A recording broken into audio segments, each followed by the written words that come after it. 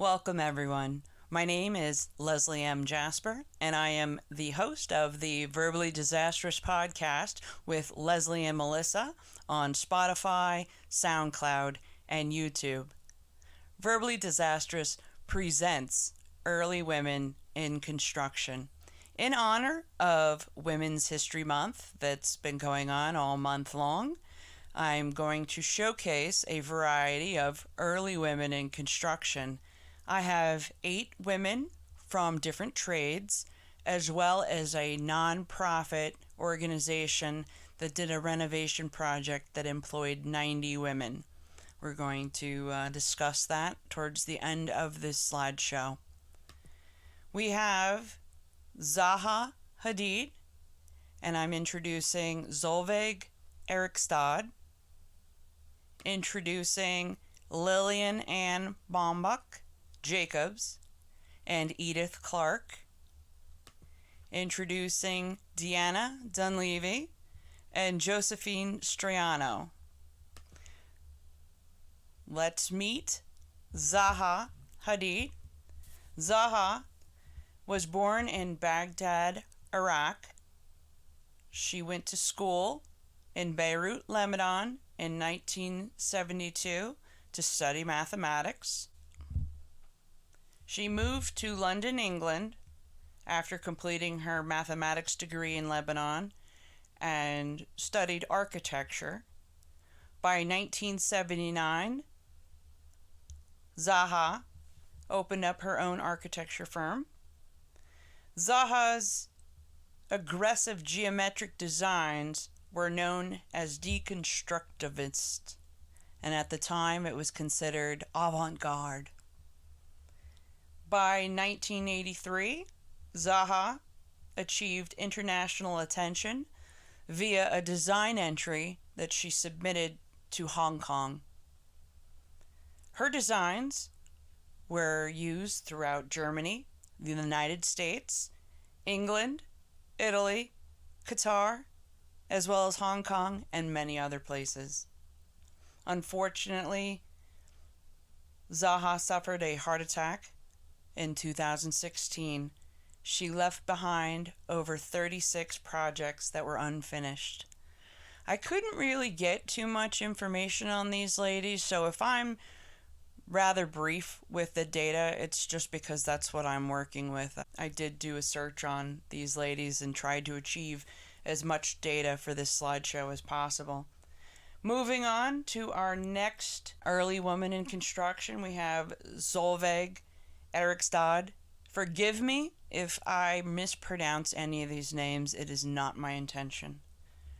She answered a newspaper ad in 1974 that offered free training, paid apprenticeship, as well as free daycare. So she got in on that. She was initially at the time a 34-year-old housewife and a mother to 2 children. As a welder apprentice, she was earning at the time $2 an hour.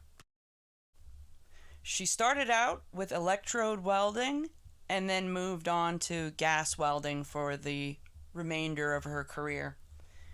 Solveig retired in 2003, and I don't have much info or photos on her other than she worked until 2003 and she had a 29-year career as a welder.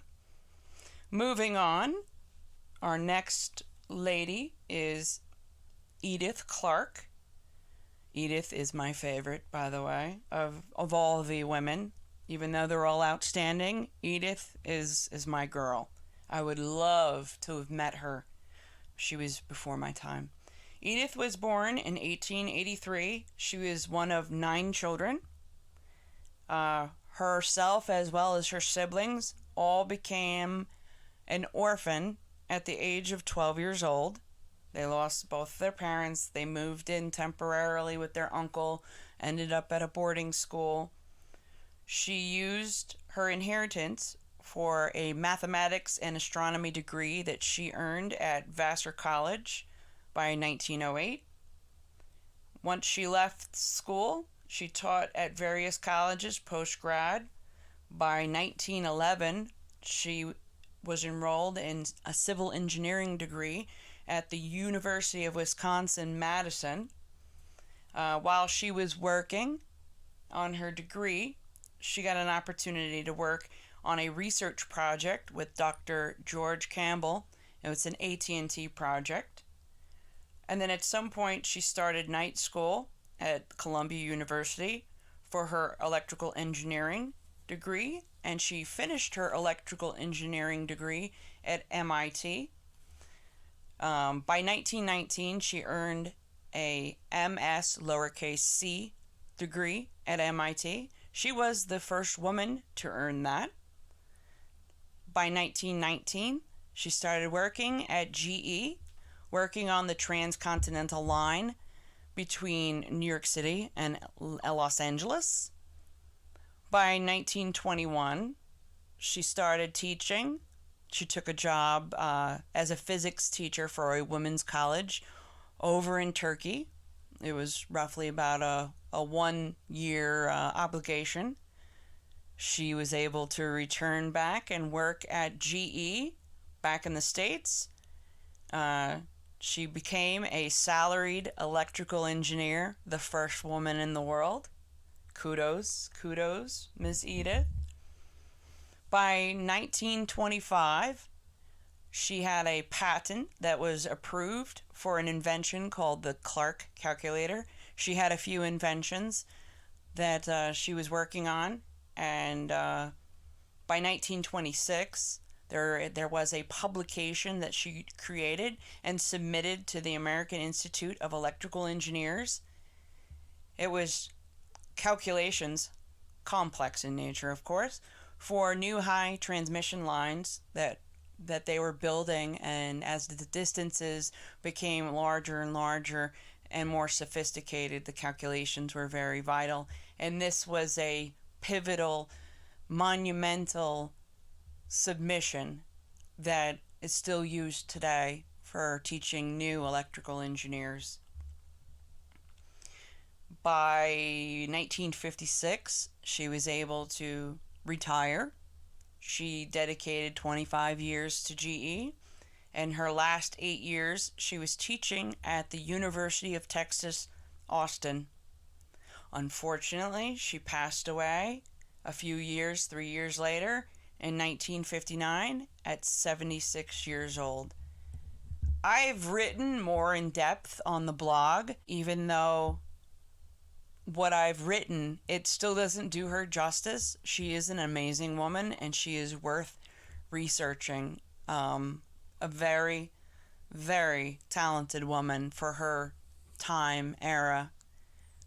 Definitely worth looking up Ms. Edith Clarke.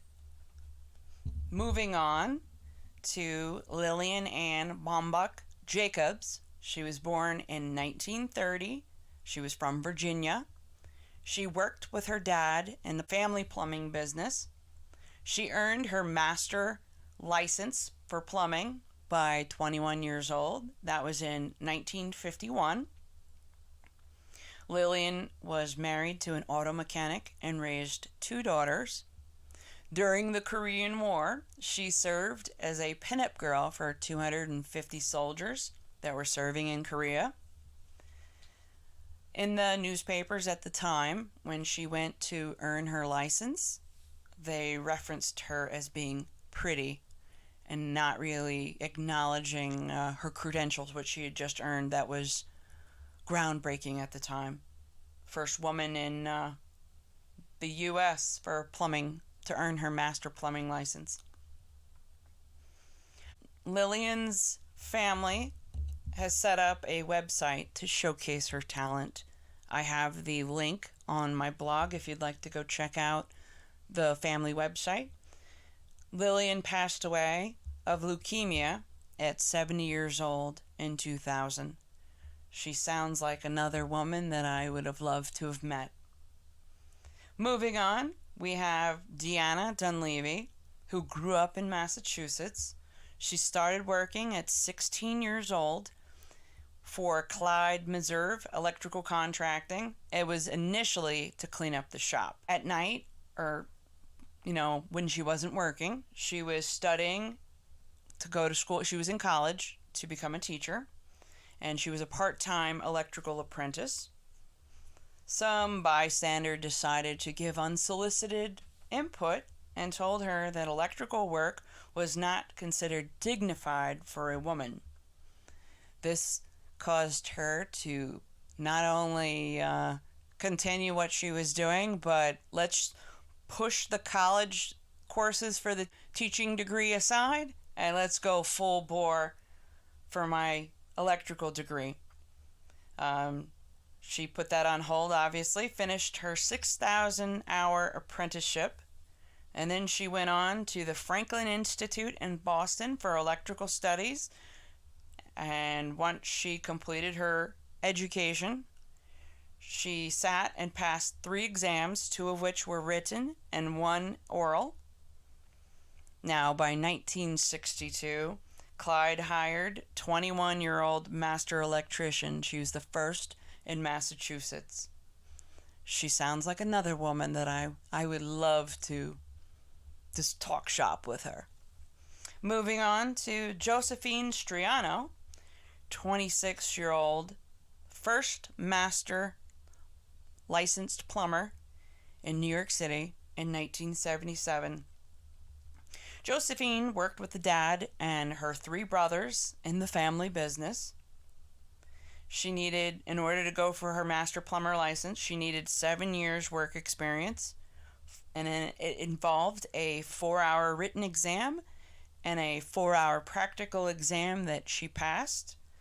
The funny thing about the story was the examining board, they were more excited that she passed these exams than she was. I guess, according to the report, she was kind of aloof, like, all right, I'm done now. And everybody's like, wait, you're the first woman plumber. And she probably just looked at him like, I'll be taking that and go get my ass back in the van and time to go back to work. Moving on, our next... Now, I did try to look up the first female carpenter, and the only thing that I was able to come up with was on the United Brotherhood of Carpenters website. They have like a little plaque, and it's for the first female member who became a member in 1935. Her name is Margaret Ellings. I'm not sure in what capacity that she served as. I'm presuming it's a carpenter. When you belong to a union, you're not necessarily a tradesperson. You could be admin, you could be manufacturing, you could be sales. I don't know what capacity she served, but I'm going to give credit to her if in fact she was the first carpenter, first lady carpenter. Moving on, I was still digging. Instead of always just being in the U.S., let me try to go abroad and see if I can find any other data on some early women in construction. And I stumbled across a Dawn Gladwin, and she's from the UK and Ireland. I believe she resides in London, but she travels wherever she has to go for work. She's IKEA's first female carpenter. She builds walls and podiums and creates this different spaces in the store, so when people come in to shop, they can look at the virtual setups. I didn't really get much information on her other than she was 60 years old. She loved what she does. She was very satisfied with her work. It sounded like she's got free reign, creativity, the art of building and seeing your work, when it's erected is an amazing thing to see and rewarding. Now, my last group, now we moved on all the way to Hunza Valley in Pakistan. There is this 800-year-old fort. It's called Altit Fort. I'm sure I'm going to get beat up for mispronouncing. Back in 2001, the Norway government funded the renovation project for this 800-year-old fort. There was a nonprofit group called Ciqum They were formed in 2003. They consisted of 90 women with the age range of 19 to 40 years old. The objective is to help get people out of poverty via these projects. The name of the nonprofit that was associated is called Aga Khan Cultural Service in Pakistan. They showcased the first female carpenter in Pakistan. Her name is Amina Bibi. Other than stumbling on some photos later, like right before I'm broadcasting this, I got limited information, but I have a feeling that I'll be able to find something afterwards, par for the course. Now, in addition to the fort, there's a guest house and a restaurant that opened in 2009. Now, by 2011, they received a UNESCO Asia Pacific Heritage Award. Now, when I'm looking at the photos of the ladies that belong to the Ciqum group that were working on the fort, first thing that comes to my mind is the footwear and the clothing.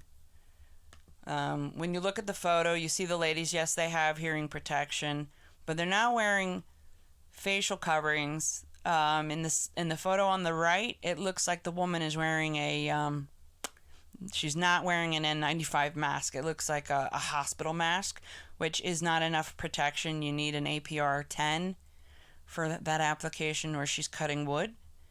The woman on the left in the dark blue, that is not adequate protection for her respiration. The women are not wearing gloves. Often we have to have cut-resistant gloves. We have to wear high visibility. Now I'm comparing in New York City and in the United States, and I feel like the clothing is very loose and can get caught in machinery. That is something that you cringe thinking about getting your garment hung up in a piece of machinery, whether it be skill saw, miter, you name it, any kind of a drill, for goodness sakes. I wanted to find out more information on this group, so I plan to do so, because that would just be interesting to see what other projects these ladies have worked on. It's good that they received an award. I plan to dig into that a little bit more. So now, this slideshow was brought to you by Construction Tales. This book covers my 5.5-year electrical apprentice years as a woman in the trades. It's available on Amazon, Barnes & Noble, iTunes, and Audible. I also have the audio blog. I have my blog that's on WordPress, and it is in audio form. It's available on Anchor, Breaker, Pocket Casts, Radio Public, and Spotify. Now I have my podcast, which is on a separate channel, and then my audio blog is on the first channel. Whichever way you have it, one of the channels. Now my podcast is called the Verbally Disastrous Podcast with Leslie and Melissa. It is on Spotify and YouTube, and sometimes I put it on SoundCloud. Now, of course, as a fellow electrician, I actually first got into the military in 1993, right out of high school. I served going on 25 by December 10th of this year. I have 25 years in the Union, Local 3, IBEW. And, of course, the very last photo is a picture of me when I was 20 years old, working on some communication wires that were for the new thermostats for a college. And that was 1995, 96. I thank you for listening to the slideshow on these amazing women who are smashing some glass ceilings with a sledgehammer. I wanted to do more of a showcase on different people, but I was busy this month. I figured the women that I have showcased are amazing and should be explored further. If you have anybody that you see that is groundbreaking, by all means reach out to me. I would love to read on them. The reason why I decided to showcase these ladies was I was listening to a podcast where the guy was telling some women that men create everything around you. And if one wanted to be snarky, the woman could say, a woman has created everybody that's walking around here. But why do this tit for tat? The point of it is we should be educated on topics so that one could have an intelligent conversation. I thought about it and I was thinking, all the years that I've been in this business, I haven't even looked around to see who the women were that were before me. Some people would say that if you started in the 90s, that's got some years to it. Initially, prior to me researching, and my boss, who is a female as well, said the same thing. We were thinking, who are the pioneers? Women in the 70s. And I told her, no, they're a lot sooner. They're a lot earlier than we both initially anticipated. So knowledge is power. And in honor of Women's History Month, I feel like let's pass the knowledge on to my listeners. Thank you for taking the time to listen to my content. As always, you have many options throughout the world. I am honored that you chose mine. I wish you a great week and a happy Women's History Month. Cheers. Leslie M. Jasper, author and host of the Verbally Disastrous podcast, now alive on Spotify, SoundCloud, and YouTube.